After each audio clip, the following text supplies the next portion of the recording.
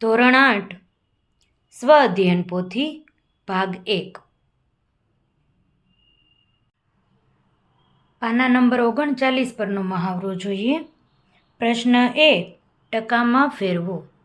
8 દાખલા આપણને આપ્યા છે, ગણવા માટે પ્રયત્ન કરીએ. પહેલો દાખલો છે 1/4. આપણે જાણીએ છીએ કોઈ પણ સંખ્યાને ટકામાં ફેરવવા માટે 100 વડે ગુણાકાર કરવો પડે. તેથી 1/4 ગુણ્યા 100, 25 ચોકું 100. તેથી જવાબ મળે આપણને 25%. એવી જ રીતે 1/7 ગુણ્યા 100, 100 એકા 100 છેદમાં 7. છેદ ઉડતા નથી, તેથી આપણે ભાગાકાર કરીએ. 100 ભાગ્યા 7, 7 એકા 7, 3 વધે, ઉપરથી ઉતાર્યા 0, 7 ચોક 28, 2 વધે, 0 મૂકીએ તો અહીંયા પોઈન્ટ કરવો પડે.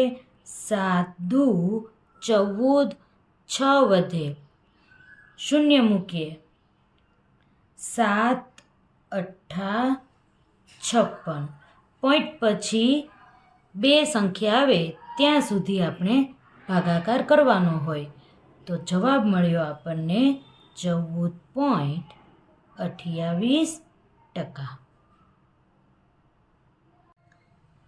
ત્રીજો દાખલો છે 2.1. ટકામાં ફેરવવા માટે 2.1 ગુણ્યા 100 કરવા પડે. પોઈન્ટ દૂર કરીએ તો પોઈન્ટ પછી એક સંખ્યા હોવાથી છેદમાં 10 આવશે અને અંશમાં 100 ગુણાયેલા છે જ. 0 0 ઉડી જશે તો 21 ગુણ્યા 10 એટલે 210%. ચોથી રકમ છે 3/40. ટકામાં ફેરવવા માટે 3/40 ગુણ્યા 100 કરવા પડે. 0 0 ઉડી જાય, 5 દુ 10, 2 દુ 4. તો અંશમાં આવે 5 તેરી 15, છેદમાં આવે 2. ભાગાકાર કરીએ. 15 ભાગ્યા 2, 2 સત્તા 14. 15માંથી 14 જાય તો 1.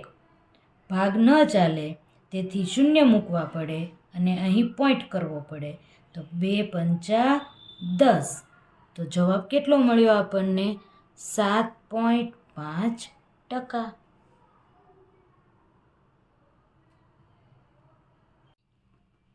પાંચમો દાખલો છે 3/20.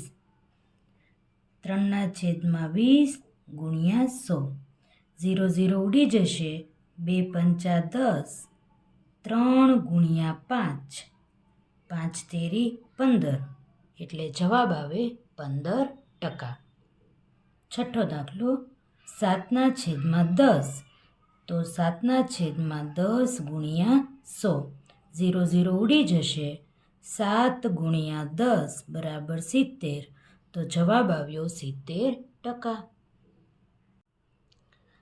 સાતમો દાખલો છે 1.20. 1.20 ગુણ્યા 100.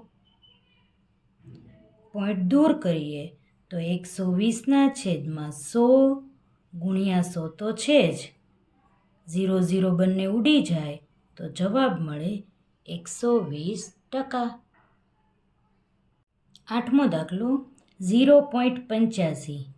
તો 0.85 ગુણ્યા 100.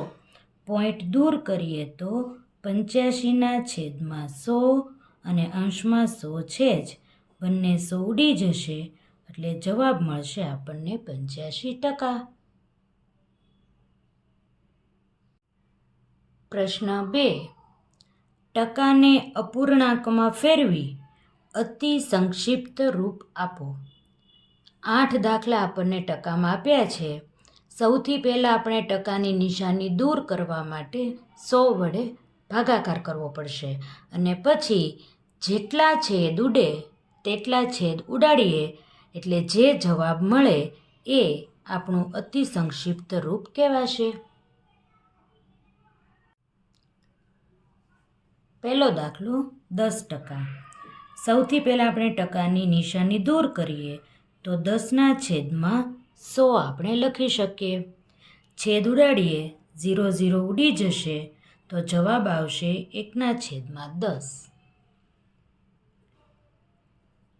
25 અને ટકાની નિશાની દૂર કરવા માટે છેદમાં 100. 25 એકા 25, 25 ચોકું 100, એટલે આપણને મળે 1/4.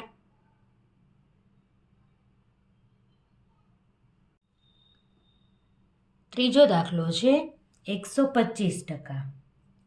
તો 125/100. 20 50, 5 દુ 10 અને 55 25. 5 ચોક 20, 55 25, એટલે જવાબ મળે 5/4. ચોથો દાખલો છે 60%. ટકાની નિશાની દૂર કરવા માટે 100 વડે ભાગાકાર કરવો પડે. તેથી 60/100. 0 ઉડી જાય. 5 દુ 10, 3 દુ 6, તો જવાબ મળ્યો 3/5. પાંચમો દાખલો છે 150%. તો 150/100. 0 ઉડી જાય. 5 તેરી 15, 5 દુ 10, તો છેદ ઉડાડતા જવાબ મળે છે 3/2.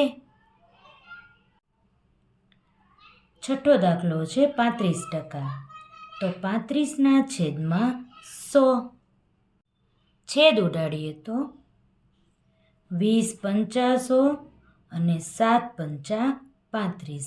હવે છેદ ઉડતા નથી, તેથી જવાબ મળશે 7/20. સાતમો દાખલો 40%. તો એને લખી શકીએ 40/100. 0 ઉડી જાય. 2 દુ 4, 2 પંચા 10, તો આપણને જવાબ મળશે 2/5. આઠમો દાખલો 75%. તો 75/100. 20 50 100, 15 5 75. ફરીથી 5 તેરી 15 અને 5 ચોક 20, તો જવાબ મળે 3/4.